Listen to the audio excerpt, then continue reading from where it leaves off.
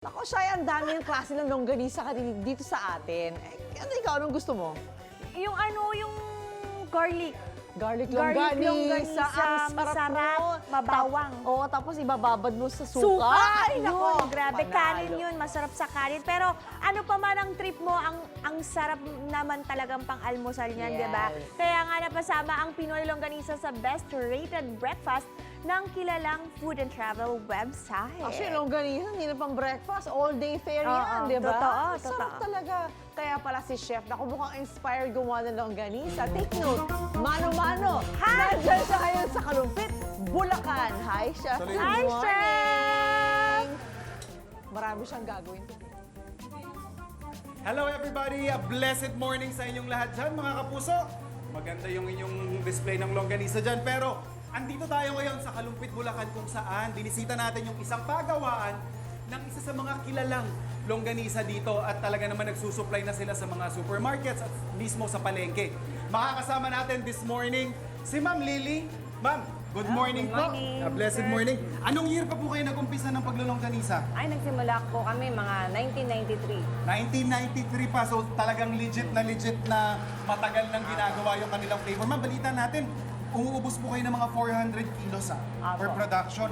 Ano po yung pinaka ginagawa natin ngayon? Ngayon, sir, sweet and spicy yan. Sweet and spicy at ito po Yes. pinapakita sa atin ni Apo. Sir yung isa sa mga unang proseso. Apo, No? tsaka- Which is of course, pag nabili, hinuhugasan, nililinisan. At ito po yung isa sa mga pinaka-critical, Yes, sir. pagigiling. Apo. Tapos ma'am, paki-explain po itong ginagawa natin dito. Ngayon po, unahin natin gigilingin yung mga bawang. Bawang, tapos? Yung karne.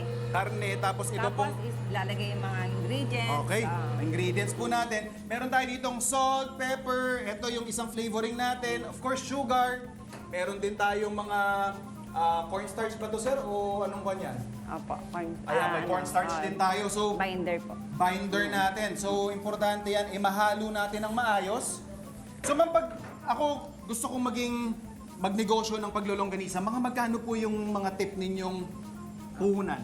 Pwede nang mag-start sa 10,000. 10,000 pwede na po. Tapos, makapapagulong na po natin pwede yun. na yan, pwede. So ito po yung sweet and spicy natin na flavor. Di ba meron din tayong ibang flavors? Opo, may mga garlic, tsaka garlic spicy. Garlic spicy, At okay. Ma'am, ito po, ano pong next nating step? Dito na, ito na. Pag nahalo na yan, I-mix ito na lang yan. po ito. May mix lang yan. Tapos pag Ayan. na-mix, ito na siya. So ito na po yung Yan yung magiging sweet and itsura niya. spicy, apo. Sweet and spicy natin. Tapos, makikita natin, ma'am, sinisiksik po natin sa casing. Ano pong Apo. tawag dito? Ito po yung pabalat na tinatawag Pabalat. natin. Pabalat. Ito ay yung Okay. pinatuyong isaw ng baboy. Mismong isaw po yan, isaw hindi po ito yan ng baboy. collagen, ha? Apo, hindi po yan collagen. Alright, so eto nga mga kapuso, meron din tayo bukod dun sa legit at authentic na kalumpit longganisa na ginagawa nila Ma'am Lily, eto, meron din silang entry dun sa ating UH record sa pinakamahabang longganisa. Eto, papakita lang natin, ongoing pa yung paggawa. Apo. Hindi pa tapos yan, tuloy-tuloy lang yung ating pagpupush doon sa pinakamahabang longganisa. Dito sa ating UH record, ma'am, no? Apo. Ito yung ating garlic. At syempre, titingnan natin yan mamaya, iaabot natin yung kanilang measurement at saka yung kanilang certificate. Syempre, ia-award natin kay ma'am. Doon sa mga may gustong maglongganisa idea or negosyo, eto, maganda-gandang tip yung mga binigay nila, ma'am. Syempre, tuloy-tuloy lang yung mga ganito food adventure sa inyong pambansang morning show kung saan laging una ka, unang hirit!